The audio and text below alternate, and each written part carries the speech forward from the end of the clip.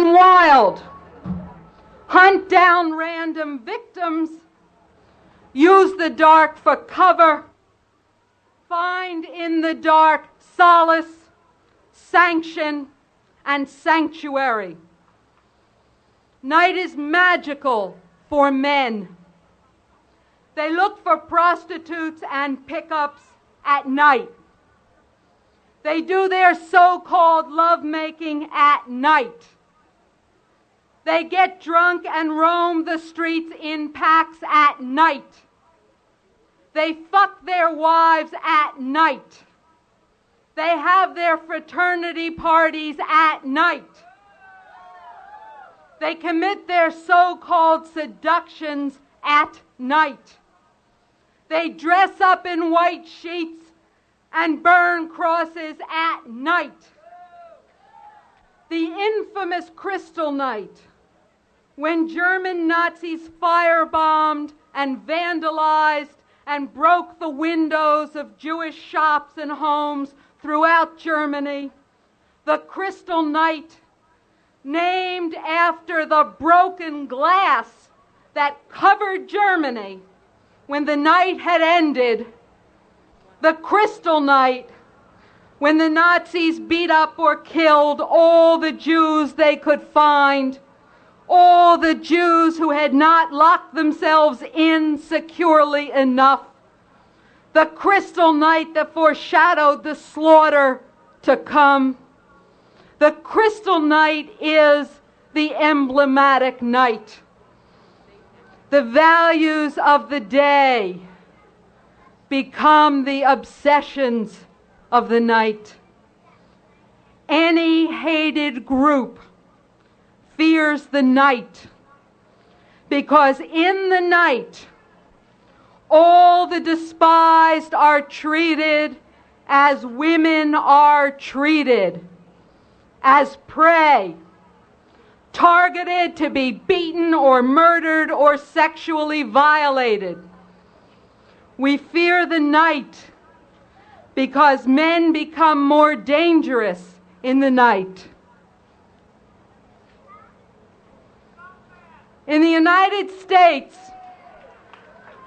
with its distinctly racist character, the very fear of the dark is manipulated, often subliminally, into fear of black men in particular, so that the traditional association between rape and black men that is our national heritage is fortified. In this context, the imagery of Black Night suggests that black is inherently dangerous. In this context, the association of night, black men, and rape becomes an article of faith. Night, the time of sex, becomes also the time of race, racial fear, and racial hatred. The black male in the South hunted at night to be castrated and or lynched becomes in the racist United States the carrier of danger, the carrier of rape. The use of a racially degraded type of male as a scapegoat, a symbolic figure embodying the sexuality of all men, is a common male supremacist strategy. Hitler did the same to the Jewish male. In the urban United States, the prostitute population is disproportionately made up of black women, streetwalkers who inhabit the night, prototypical female figures, again scapegoats, symbols carrying the burden of male-defined sexuality, of woman as commodity And so, among the women, night is the time of sex and also of race. Racial exploitation and sexual exploitation are fused and indivisible. Night in black, sex and race. The black men are blamed for what all men do. The black women are used as all women are used. But they are singularly and intensely punished by law and social mores. And to untangle this cruel knot, so much a part of each and every night, we will have to take back the night so that it cannot be used to destroy us by race or by sex.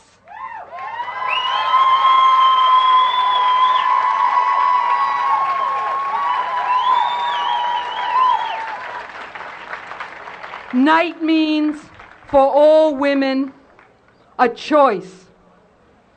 Danger or confinement. Confinement is most often dangerous too. Battered women are confined. A woman raped in marriage is likely to be raped in her own home.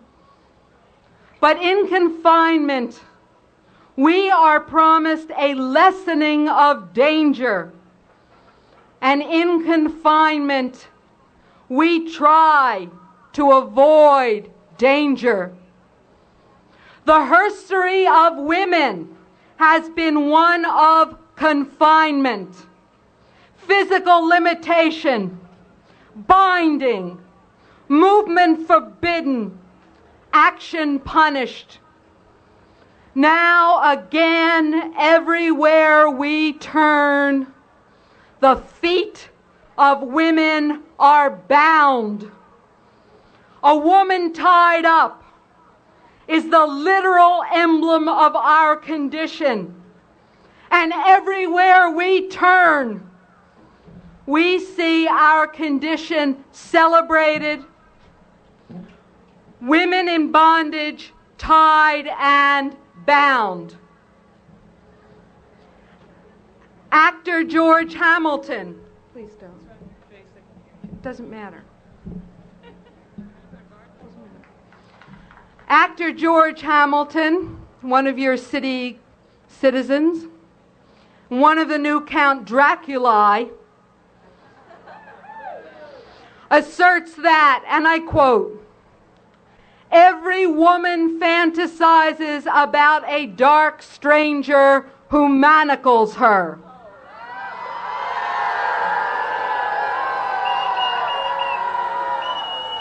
Women don't have fantasies about marching with Vanessa Redgrave. End of quote.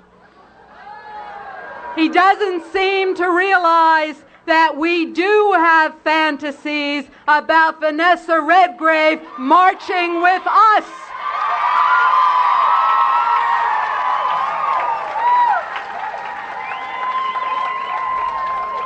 The erotic celebration of women in bondage is the religion of our time. And sacred literature and devotional films like The Bound Foot are everywhere. The significance of bondage is that it forbids freedom of movement.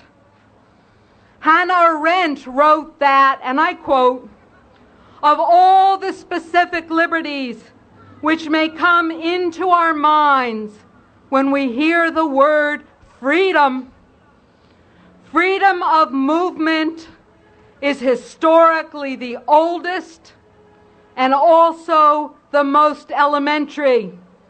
Being able to depart for where we will is the prototypical gesture of being free, as limitation of freedom of movement has from time immemorial been the precondition for enslavement.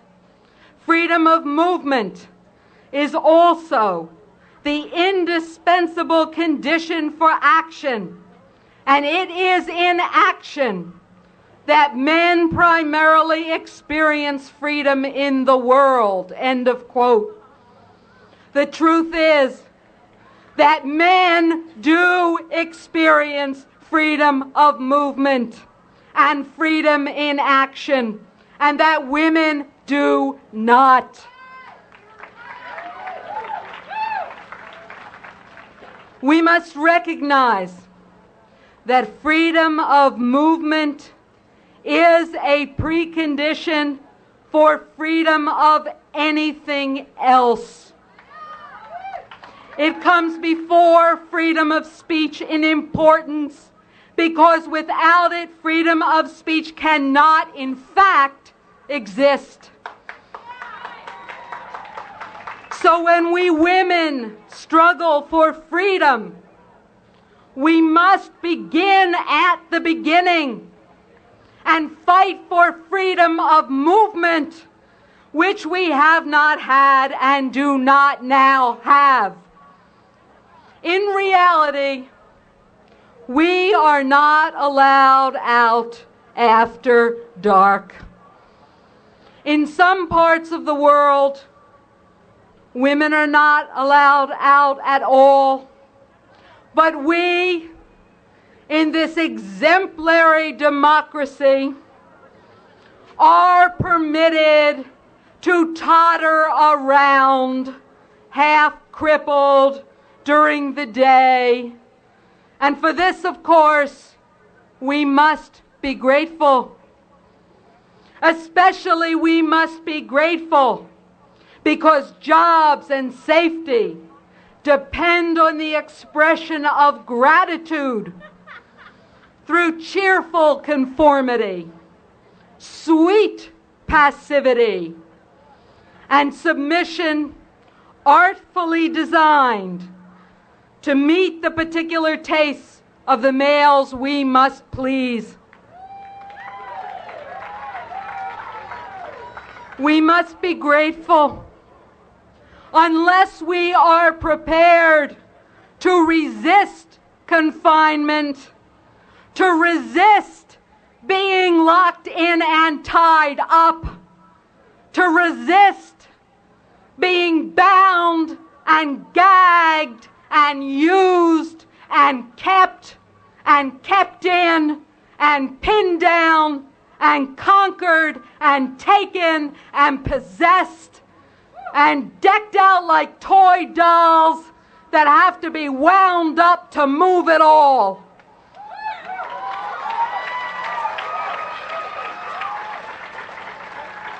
We must be grateful unless we are prepared to resist the images of women tied and bound and humiliated and used. We must be grateful unless we are prepared to demand, to take freedom of movement for ourselves, because we know it to be a precondition for every other freedom that we must want if we want freedom at all.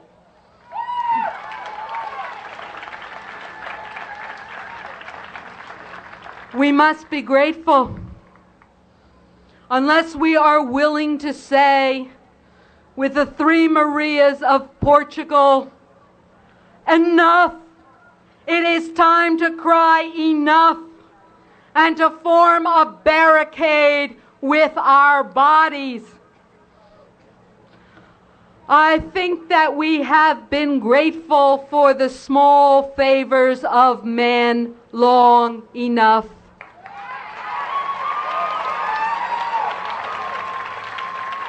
I think that we are sick to death of being grateful.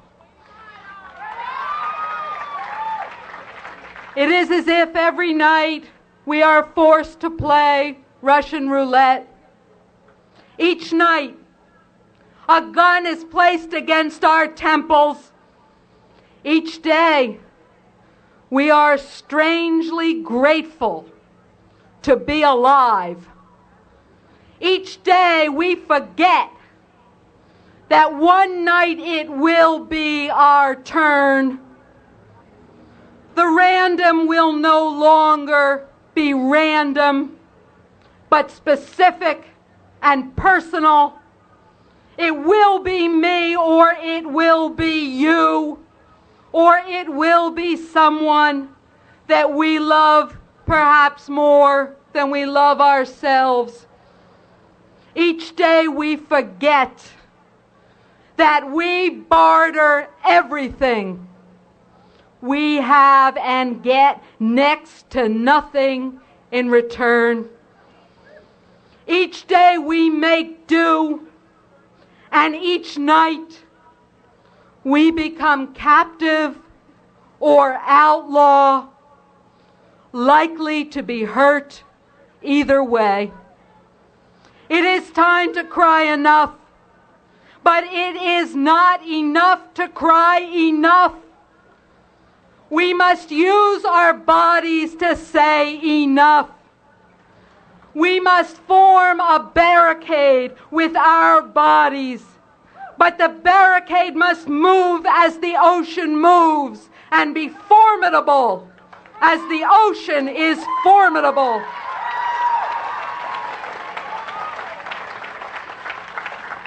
We must use our collective strength and passion and endurance to take back this night and every night, so that life will be worth living, and so that human dignity will be a reality. What we do here tonight is that simple, that difficult, and that important. Thank you. Thank you. Thank you.